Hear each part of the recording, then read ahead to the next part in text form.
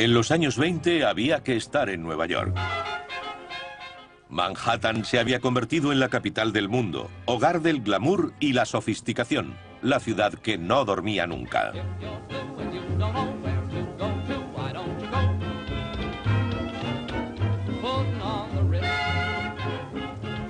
Aquí jóvenes radiantes bailaban al ritmo del jazz y surgían millonarios de la noche a la mañana.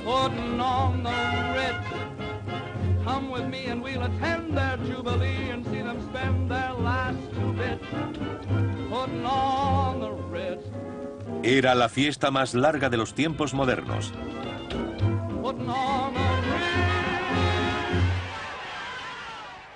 Sin previo aviso, la burbuja estalló y la fiesta se acabó.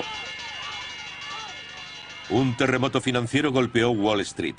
La historia lo llamaría el Gran Crash y traumatizaría a la nación. Quebraron millares de negocios. Millones de personas perdieron sus trabajos. Hombres orgullosos se enfrentaron a la humillación del subsidio y los comedores de beneficencia. Familias arruinadas se instalaron en chabolas a un paso de los inmensos símbolos de la riqueza. ¿Cómo Estados Unidos subió tan rápido y cayó tan de repente? ¿Cómo dobló las rodillas el motor de Occidente en 1929?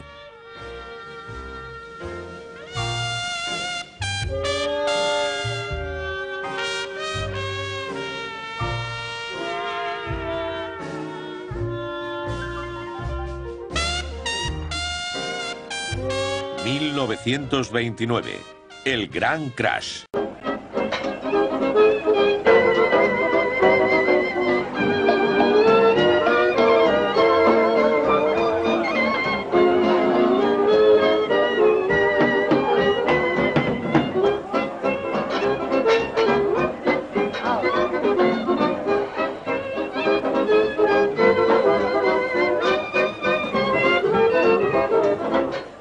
Fue una época en la que los logros triviales caminaban de la mano de magníficas hazañas, como los descollantes rascacielos de Manhattan.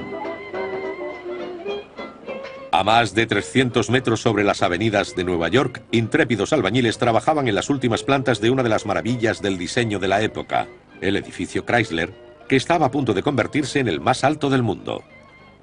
Estaba siendo construido por hombres con negocios de riesgo, y se había programado perfectamente para convertirse en el símbolo culminante de los locos años 20.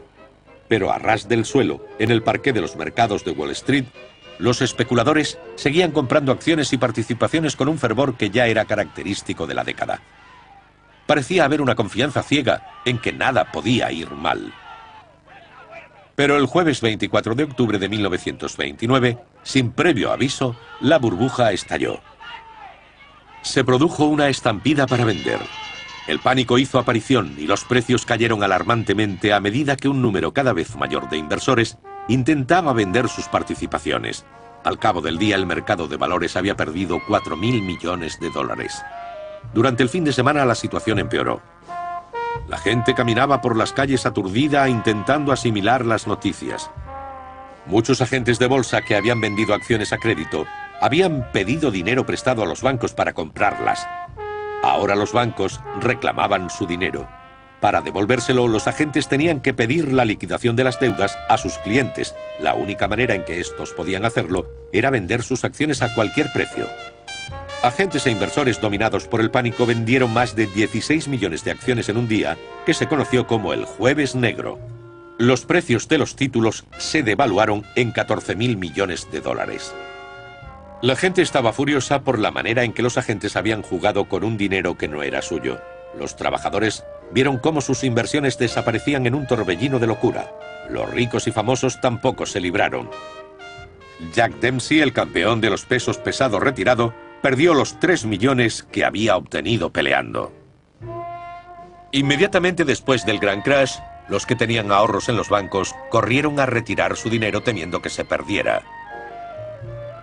Ante esta carrera por las reservas de efectivo e incapaces de recuperar los préstamos de los especuladores en bancarrota, los bancos se vieron obligados a cerrar sus puertas y a declararse a su vez en quiebra. Muchos perdieron los ahorros de toda su vida y no tenían otros recursos para hacer frente a la crisis. Al no poder obtener de los bancos los préstamos que necesitaban para capear el temporal, muchos negocios tuvieron que cerrar y miles de trabajadores perdieron su empleo. Los padres que habían perdido sus hogares tenían los rostros torturados de hombres que habían fallado a sus familias.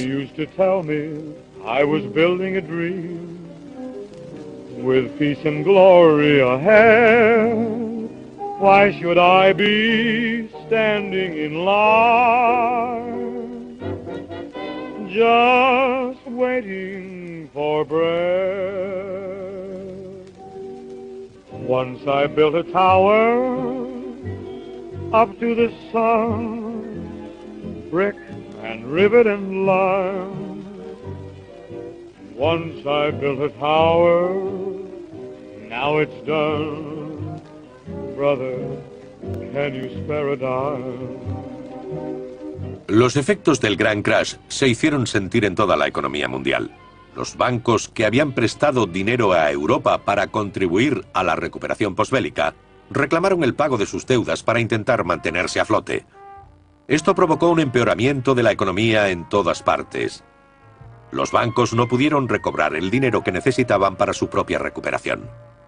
Mientras se agudizaba el sufrimiento, el presidente Hoover recurrió al hombre más rico de América, John D. Rockefeller, magnate del petróleo, con la esperanza de que sus palabras reconfortantes levantaran la maltrecha confianza de la nación. These are days when many are discouraged. In the 93 years of my life, depressions have come and gone. Prosperity has always returned and will again. Hoover insistía obstinadamente en que la depresión era solo temporal. Se presentó en una delegación comercial y declaró: «Señores, llegan 60 días tarde. La depresión ha terminado». La confianza del pueblo en su presidente caía, así que contrató a un prominente economista, el profesor Babbitt, para que apareciera con él en un noticiario. No fue precisamente convincente. The country is very fortunate in having at the head of the nation at this time a mastermind such as President Herbert Hoover. A medida que se agudizaba la depresión, muchos ciudadanos empezaron a odiar a Herbert Hoover. El que fuera el símbolo de la prosperidad y los negocios se convirtió en el chivo expiatorio del declive. Su declaración de que nadie pasaba hambre y los vagabundos estaban mejor alimentados que nunca se consideró cruel e insensible. Esta disposición evidente a rescatar negocios y bancos, mientras se dejaba que los individuos se las arreglaran por sí mismos, parecía confirmar su frialdad.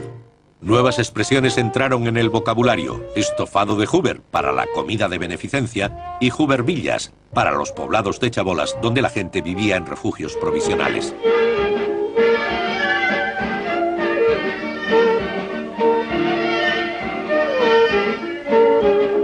Parejas jóvenes desesperadas se inscribían en agotadores maratones de baile, donde la que aguantaba hasta el final se llevaba a casa el dinero del premio, aunque la mayoría de estos bailarines medio dormidos estaban allí por una sola razón: su agotamiento sería recompensado con comida gratis. El país más rico del mundo no era capaz de alimentar a todos sus habitantes.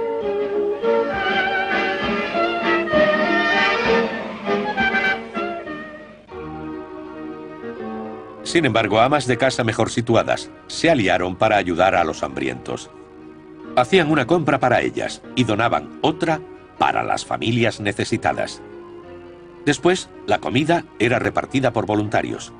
Comparte una comida, como se llamó, fue un sistema irregular sin apoyo del gobierno. El presidente no creyó que lo necesitara porque estaba seguro de que la recuperación estaba a la vuelta de la esquina, y recurrió para decirlo a un destacado analista, Roger Babson. Everything indicates that general business has turned the corner. I go further and say that 1931 should offer the greatest opportunities of any year for our generation. La predicción se equivocaba terriblemente. El clima era un funesto presagio de que lo peor estaba por venir.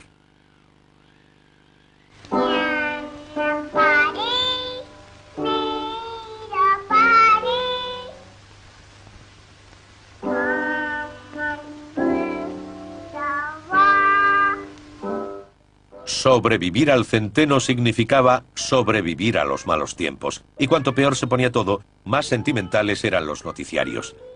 era un intento calculado de elevar los ánimos. Y funcionó. La hermosa chiquilla era seguida de hermosas coristas que subían a las torres petrolíferas que hicieron rica a Norteamérica. La cultura popular jugó un importante papel a la hora de recuperar Estados Unidos del trauma de la depresión.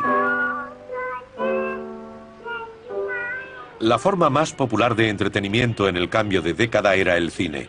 La mayoría de los estadounidenses veían al menos una película a la semana y cada 7 días la audiencia llegaba normalmente a los 100 millones.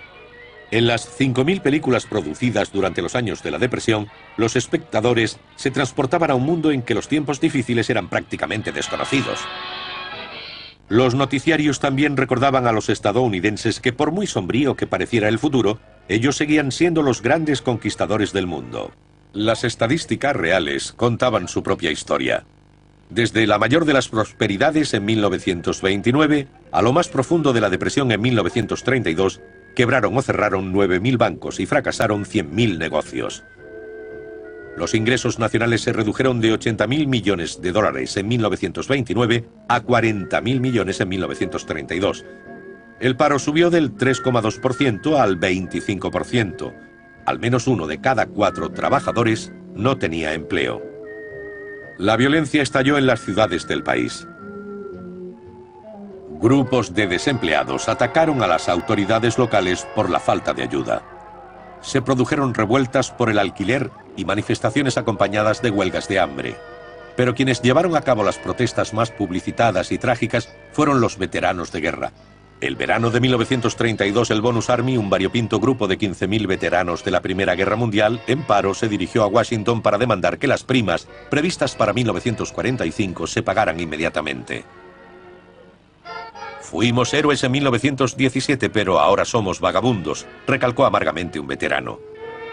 Cuando los manifestantes volvían a su campamento, Hoover ordenó despejar la zona a tropas antidisturbios mandadas por el general Douglas MacArthur y asistido por el comandante Dwight Eisenhower. En los enfrentamientos que se produjeron, resultaron heridos más de 100 manifestantes. Las imágenes de los noticiarios captaron el espectáculo profundamente inquietante del ejército de Estados Unidos disparando contra sus conciudadanos. Los veteranos volvieron para asaltar la escalinata del mismísimo Capitolio coreando: «Vamos a demostrarles que somos americanos». La popularidad de Hoover se hundió aún más. A finales de 1932, el electorado perdió la confianza en él y votó masivamente a Franklin Delano Roosevelt. 13 años de gobierno republicano llegaban a su fin. El 4 de marzo de 1933, Roosevelt juraba el cargo de presidente de los Estados Unidos. Roosevelt convenció al pueblo de que la depresión podía vencerse y envió un memorable grito de unión a su audiencia por todo el país. Let me assert my firm belief that the only thing we have to fear is fear itself. There must be a strict supervision of all banking and credits and investments.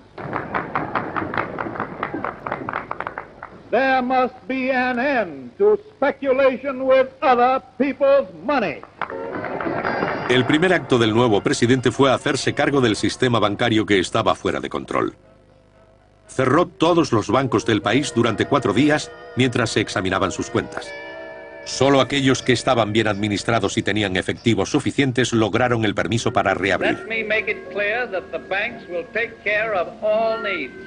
El 12 de marzo, en la primera de sus charlas junto a la chimenea, Roosevelt habló directamente al pueblo estadounidense y le aseguró que los bancos ya eran seguros y no había más motivos para retirar sus ahorros. Cuando los bancos reabrieron a la semana siguiente, se ingresó más dinero del que se había retirado anteriormente. La crisis bancaria había terminado.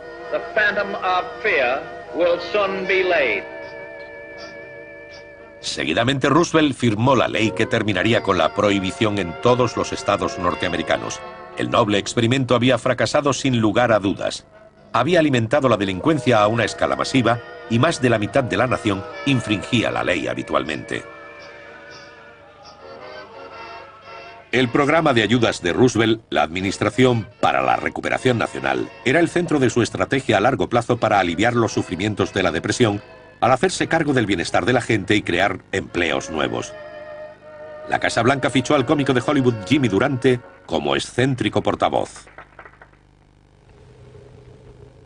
You've got a president now. He gave the land a new deal. You hold the cards, now you deal. You put shoulders to the plow. He gave us what we asked for, now pay him back somehow. Step out in front, get back of the president, and give a man a job. If the old name of Roosevelt makes the old heart proud, you take this message straight from the president and give a man a job. Now listen to me, everybody.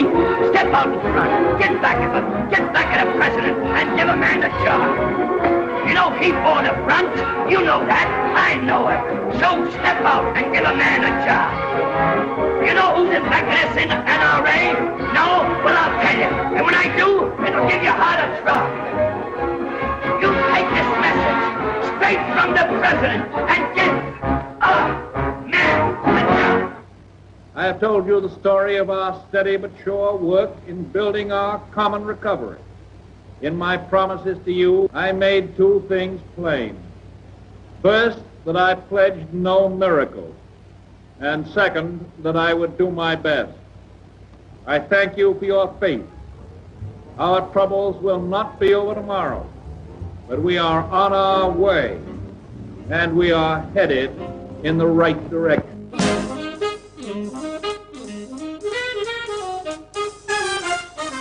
Franklin Roosevelt no encontró una solución inmediata para la Gran Depresión, pero con la mera fuerza de su personalidad, llevó esperanza y estabilidad a un país afligido.